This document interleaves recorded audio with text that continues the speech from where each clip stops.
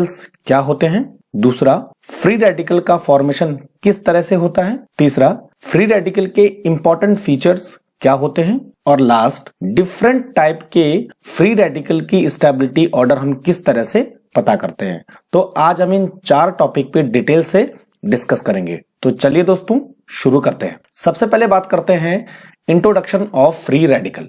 देखिए दोस्तों, free radical वो एटम्स और ग्रुप ऑफ एटम्स होते हैं जिनके पास या तो ऑड इलेक्ट्रॉन होता है या अनपेयर इलेक्ट्रॉन होते हैं। यानी अगर कोई एटम आप लिखोगे उसके ऊपर एक सिंगल इलेक्ट्रॉन अगर आप लगा दोगे तो वो बन जाएगा फ्री रेडिकल। नेक्स्ट पॉइंट है they are very reactive and short lived, यानी जिसकी रिएक्टिविटी जितनी ज्यादा होगी उसका लाइफ स्पान उतना ही कम होगा। जैसे फ्री रेडिकल, ये जैसे ही बनते हैं वैसे ही किसी दूसरे मॉलिक्यूल के साथ रिएक्ट करके स्टेबल हो जाते हैं, यानी फिनिश हो जाते हैं। इसीलिए इनकी रिएक्टिविटी बहुत ही ज्यादा होती है। अब कुछ एग्जांपल मैं आपको बताना चाहूंगा कि फ्री रेडिकल कैसे लिखते हैं। देखिए दोस्तों, ये एक मिथाइल ग्रुप है और मिथाइल ग्रुप के ऊपर मैंने एक ऑड इलेक्ट्रॉन लगा दिया, इसका मतलब ये एक मिथाइल फ्री रेडिकल है।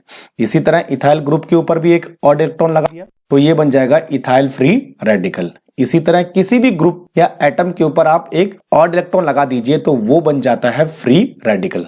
जैसे ये है बेंजाइल फ्री रेडिकल, ये आ गया फिनाइल फ्री रेडिकल, ये हो गया आइसोप्रोपाइल फ्री रेडिकल, इसी तरह chlorine free radical, bromine free radical और भी बहुत सारे फ्री रेडिकल हो सकते हैं। तो ये फ्री रेडिकल का एक जनरल इंट्रोडक्शन था कि फ्री रेडिकल क्या होते हैं, तो इतना आपको समझ में आ गया होगा। नेक्स्ट आगे बढ़ते हैं। अब हम बात करते हैं कि फ्री रेडिकल किस तरह से बनते हैं। देखिए दोस्तों, जो फ्री रेडिकल बनते हैं वो बॉन्ड के होमोलाइटिक क्लीवेज से बनते हैं, यानी जब कोई कोवलेंट बॉन्ड होमोलाइटिक क्लीवेज करता है तो फ्री रेडिकल का फॉर्मेशन होता है। और फ्री रेडिकल के फॉर्मेशन के लिए यानी इस बॉन्ड को ब्रेक करने के लिए कुछ फैक्टर रिस्पॉन्सिबल होते हैं और उन फैक्टर को हम जो है इस कोड से डिनोट करेंगे। The code is called helper. इसमें H का मतलब है हीट, E का मतलब है electricity, L for light, P denote for peroxide and R denote for radicals. यानी जब भी कोई बॉन्ड हेमोलाइटिक क्लीवेज करेगा तो वो इन सब में से किसी एक की प्रेजेंस में करेगा, यानी जब इनमें से कोई एक फैक्टर आएगा तभी जाके फ्री रेडिकल का फॉर्मेशन होगा, अदरवाइज कभी भी फ्री रेडिकल नहीं बनेंगे। तो हम ये कंक्लूड कर सकते हैं कि फ्री रेडिकल को बनने के लिए इनमें से कोई एक फैक्टर रिस्पॉन्सिबल होगा। अब देखिए दोस्तों, मैं आपको बना के दिखाता हूं कि फ्री रेडिकल कैसे बनते हैं। ये एक एथेन मॉलिक्यूल है जो कि एक सिंगल बॉन्ड से जुड़ा है और सिंगल बॉन्ड का मतलब होता है कि 2 इलेक्ट्रॉन की शेयरिंग। अब जब इसमें इनमें से कोई एक फैक्टर मैं ले लेता हूं, जैसे मैंने यहां पे ले लिया हीट, तो हीट की वजह से क्या होगा, देखिए दोस्तों, ये एक इलेक्ट्रॉन इस एटम की तरफ जाएगा और दूसरा इलेक्ट्रॉन इस एटम की तरफ आएगा। इस टाइप के क्लीवेज को हम बोलेंगे होमोलाइटिक क्लीवेज। तो होगा क्या, इस CH3 के पास एक ऑड इलेक्ट्रॉन आ गया प्लस दूसरे मिथाइल ग्रुप के पास भी एक ऑड इलेक्ट्रॉन आ गया, और जहां ग्रुप के पास ऑड इलेक्ट्रॉन होता है उसको हम बोलेंगे फ्री रेडिकल। तो इस तरह से हीट की प्रेजेंस में इथाइल बॉन्ड का होमोलाइटिक क्लीवेज होता है और 2 मिथाइल फ्री रेडिकल बनते हैं। इसी तरह क्लोरीन बॉन्ड ब्रेकडाउन होगा in the presence of heat. मैंने यहाँ पे हीट लिख दिया है, तो एक इलेक्ट्रॉन बॉन्ड का एक क्लोरीन एटम की तरफ और दूसरा इलेक्ट्रॉन दूसरे क्लोरीन एटम की तरफ, तो यहाँ पे बन जाएगा क्लोरीन एक ऑड इलेक्ट्रॉन और प्लस दूसरा क्लोरीन और एक फ्री इलेक्ट्रॉन। तो यहाँ पर जो है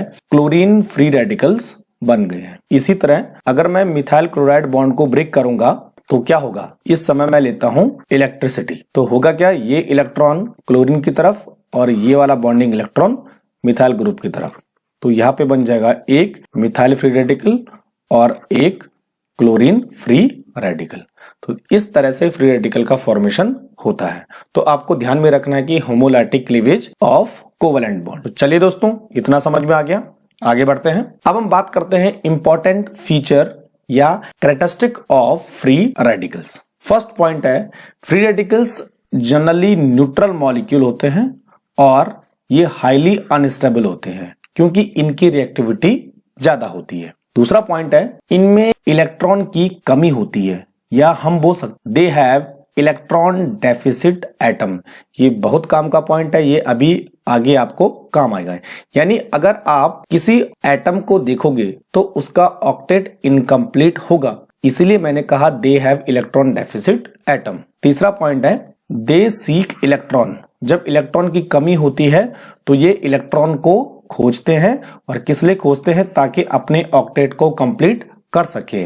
इस वजह से इनकी रिएक्टिविटी ज्यादा होती है। चौथा पॉइंट है ऑड इलेक्ट्रॉन होने की वजह से इनका मैग्नेटिक बिहेवियर पैरामैग्नेटिक नेचर का होता है, क्योंकि पैरामैग्नेटिक वो कंपाउंड होते हैं जहां पे इलेक्ट्रॉन अनपेयर होते हैं। तो एक इलेक्ट्रॉन होने की वजह से इलेक्ट्रॉन अनपेयर रहेगा, जिस वजह से ये पैरामैग्नेटिक बिहेवियर शो करेंगे। नेक्स्ट पॉइंट है फ्री रेडिकल किसी दूसरे फ्री रेडिकल के साथ मिलकर न्यूट्रल मॉलिक्यूल बना देंगे। और लास्ट पॉइंट है इसमें फ्री रेडिकल किसी दूसरे मॉलिक्यूल पे अटैक करके दूसरे फ्री रेडिकल को बनाते हैं। यानी जब फ्री रेडिकल किसी फ्रेश मॉलिक्यूल पे अटैक करेगा तो वो उस मॉलिक्यूल से इलेक्ट्रॉन को निकाल देगा, जिस वजह से उस मॉलिक्यूल का एक नया फ्री रेडिकल बन जाएगा, और ये रिएक्शन लगातार चलती रहेगी। तो ये कुछ इंपॉर्टेंट पॉइंट थे, तो इतना समझ में आ गया। आगे बढ़ते हैं। अब हम बात करते हैं सबसे इंपॉर्टेंट चीज के बारे में, relative stability of different type of free radical. और पहले मैंने लिया है प्राइमरी, सेकेंडरी और टर्सरी फ्री रेडिकल को। इस टाइप के कई क्वेश्चन कॉम्पिटिटिव एग्जाम में जैसे कि जेईई और नीट में भी आते हैं, तो ये आपको अच्छी तरह से समझना है। तो मैं आपको बताता हूं। तो मैंने यहाँ पर 4 टाइप के फ्री रेडिकल लिखे हैं। एक है टर्सरी अल्काइल फ्री रेडिकल, एक है सेकेंडरी अल्काइल फ्री रेडिकल, एक है प्राइमरी अल्काइल फ्री रेडिकल और एक है मिथाइल फ्री रेडिकल। ये जो टर्सरी फ्री रेडिकल है ये ज्यादा स्टेबल होता है, उसके बाद सेकेंडरी, उसके बाद प्राइमरी और उसके बाद मिथाइल फ्री रेडिकल। अब इसका क्या कारण है कि टर्सरी ज्यादा स्टेबल होगा और मिथाइल फ्री रेडिकल सबसे कम स्टेबल होगा? तो एक चीज आपने ध्यान में रखनी है कि जो फ्री रेडिकल का जो एटम है, इस तरफ ध्यान दीजिए। देखो दोस्तों, ये जो कार्बन है, इस कार्बन के पास इस समय टोटल इलेक्ट्रॉन कितने हैं? 2, 2 4, 2 6 और 1 7। यानी इस समय इसके पास 7 इलेक्ट्रॉन है, और 7 इलेक्ट्रॉन होने का मतलब ये कार्बन इलेक्ट्रॉन डेफिसिट है, इसका ऑक्टेट इनकम्प्लीट है। तो जाहिर सी बात है ये अपने ऑक्टेट को कंप्लीट करना चाहेगा। यानी अगर कोई ऐसा ग्रुप जो इलेक्ट्रॉन डोनेट करके इस फ्री रेडिकल के ऑक्टेट को कंप्लीट कर देगा, वो इसकी स्टेबिलिटी बढ़ाएगा। तो यहां पर साफ दिख रहा है कि फ्री रेडिकल के चारों तरफ 3 एल्काइल ग्रुप है। और देखिए दोस्तों, जो आर ग्रुप है यानी जो एल्काइल ग्रुप है उसका नेचर होता है इलेक्ट्रॉन डोनेशन। तो इसका मतलब इस फ्री रेडिकल में इस समय इलेक्ट्रॉन का डोनेशन हो रहा है 3 आर ग्रुप की वजह से। तो ये तीनों आर इस फ्री रेडिकल के ऑक्टेट को कंप्लीट करने की कोशिश करते हैं, जिस वजह से इसकी स्टेबिलिटी बढ़ जाती है। अब देखिए दोस्तों, इस सेकेंडरी अल्काइल ग्रुप की तरफ इसमें 2 आर है, तो यहाँ पे इलेक्ट्रॉन डोनेशन 2 आर की वजह से हो रहा है, तो इसकी स्टेबिलिटी इस टर्सरी अल्काइल से थोड़ी सी कम होगी। और इस प्राइमरी अल्काइल की तरफ अगर हम देखते हैं तो इसमें केवल एक इलेक्ट्रॉन डोनेटिंग ग्रुप है, तो इस वजह से इसकी स्टेबिलिटी सेकेंडरी और टर्सरी से कम हो जाएगी। और जबकि अगर हम मिथाइल ग्रुप की बात करें तो मिथाइल ग्रुप में केवल हाइड्रोजन एटम है, कोई भी इसमें इलेक्ट्रॉन डोनेशन ग्रुप नहीं है, जिस वजह से इसका ऑक्टेट सबसे कम कंप्लीट होगा। तो यानी जिसका ऑक्टेट जितना ज्यादा कंप्लीट होगा उसकी स्टेबिलिटी सबसे ज्यादा होगी। तो इस वजह से टर्सरी की स्टेबिलिटी सबसे ज्यादा, उसके बाद सेकेंडरी, उसके बाद प्राइमरी और लास्ट में आएगा मिथाइल फ्री रेडिकल। तो इतना आपको समझ में आ गया होगा कि इनका स्टेबिलिटी ऑर्डर इस तरह से क्यों है।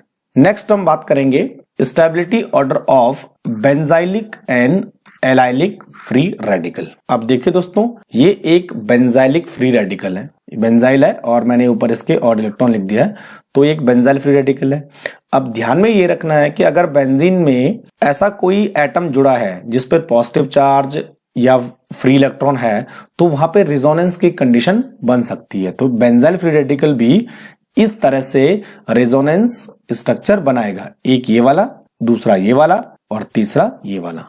तो बेंजाइल जो है 1, 2 और 3 रेजोनेंस स्ट्रक्चर बना सकता है। जबकि अगर हम एलाइल की बात करें तो एलाइल में भी रेजोनेंस होता है और एलाइल केवल एक रेजोनेंस स्ट्रक्चर बनाएगा, क्योंकि इसका नेचर ही ऐसा है कि यह केवल एक रेजोनेंस स्ट्रक्चर बना सकते हैं। तो यहां पर अगर हम इन दोनों की स्टेबिलिटी ऑर्डर को देखें तो आपको एक चीज ध्यान में रखनी है, stability is directly proportional to resonance. जो मॉलिक्यूल जितने ज्यादा रेजोनेंस बनाएगा उस मॉलिक्यूल की स्टेबिलिटी उतनी ही ज्यादा होगी। तो यहां पर आपको दिख रहा है कि benzyl free radical 3 resonance structure बना रहा है, जबकि एलाइल फ्री रेडिकल केवल एक रेजोनेंस स्ट्रक्चर बना रहा है। तो बेंजाइल के रेजोनेंस ज्यादा होने की वजह से बेंजाइल की स्टेबिलिटी एलाइल से ज्यादा होगी। तो benzyl free radical will be more stable then allylic free radical. यहाँ पे कौन सा कॉन्सेप्ट हमने लगाया? रेजोनेंस का। तो ये आपको ध्यान में रखना है और इतना आपका कॉन्सेप्ट क्लियर हो गया होगा। नेक्स्ट हम बात करते हैं बेंजाइलिक और उनके सब्स्टिट्यूटेड फ्री रेडिकल के बारे में। मैंने यहां पर ये 4 फ्री रेडिकल लिखे हैं, ये फर्स्ट, ये सेकंड, ये थर्ड और ये फोर्थ। अब इन चारों के स्टेबिलिटी ऑर्डर को हम कंपेयर करेंगे। ये सारे के सारे बेंजाइल और उनके डेरिवेटिव है। अब देखिए दोस्तों, यहां पर इस ग्रुप की तरफ आप ध्यान दीजिए, एक ये वाला ग्रुप, एक ये वाला ग्रुप और एक ये वाला ग्रुप। बाकी ये वाला स्ट्रक्चर सब में सेम है, केवल डिफरेंट है इन ग्रुप में। अब मैंने आपको ये कहा था कि जो फ्री रेडिकल होता है वो इलेक्ट्रॉन डेफिसिट होता है। इलेक्ट्रॉन डेफिसिट होने का मतलब अगर कहीं से इसको इलेक्ट्रॉन मिल जाए तो ये स्टेबल हो जाएगा। तो आपको ये ध्यान रखना है कि बेंजीन पे जो ग्रुप जुड़ा है वो इलेक्ट्रॉन डोनेटिंग करता है या इलेक्ट्रॉन को विड्रॉ करता है। तो अगर मैं सेकंड कंपाउंड की बात करूं तो यहां पर ये NO2 है और NO2 का नेचर होता है इलेक्ट्रॉन विड्रॉइंग, यानी ये बेंजीन से इलेक्ट्रॉन को विड्रॉ करेगा।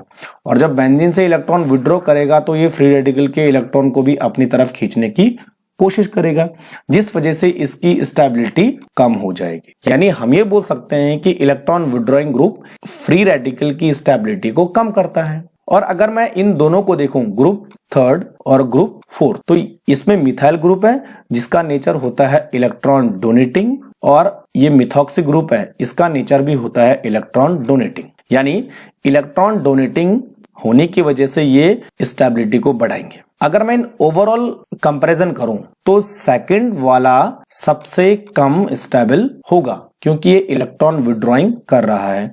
उसके बाद आएगा फर्स्ट वाला। फर्स्ट वाले में कोई भी ग्रुप नहीं जुड़ा है, जबकि थर्ड और फोर्थ वाले कंपाउंड में इलेक्ट्रॉन डोनेशन ग्रुप जुड़े हैं, तो ये फर्स्ट वाले से ज्यादा स्टेबल होंगे। तो सेकंड नंबर पे आ जाएगा फर्स्ट वाला। ठीक है, तो सबसे लीस्ट स्टेबल सेकेंड मॉलिक्यूल, उसके बाद फर्स्ट मॉलिक्यूल। आप देखिए दोस्तों, थर्ड और फोर्थ को कंपेयर कीजिए, दोनों में इलेक्ट्रॉन डोनेशन हो रहा है, लेकिन आपको ये ध्यान रखना है कि अगर जिसमें ज्यादा इलेक्ट्रॉन डोनेशन होगा वो ज्यादा स्टेबल होगा। तो अगर मैं मिथाइल ग्रुप और मिथॉक्सी ग्रुप की बात करूं तो मिथॉक्सी ग्रुप में ऑक्सीजन के पास लोन पेयर होते हैं, जिस वजह से इसका इलेक्ट्रॉन डोनेशन मिथाइल ग्रुप से ज्यादा होता है, इसीलिए फोर्थ वाला कंपाउंड सबसे ज्यादा स्टेबल होगा। तो यहाँ पे मैंने लिख दिया थर्ड और यहां आएगा फोर्थ। तो इनका स्टेबिलिटी ऑर्डर ये हो गया, सबसे ज्यादा स्टेबल होगा फोर्थ वाला, उसके बाद थर्ड वाला, देन फर्स्ट और बाद में सेकंड।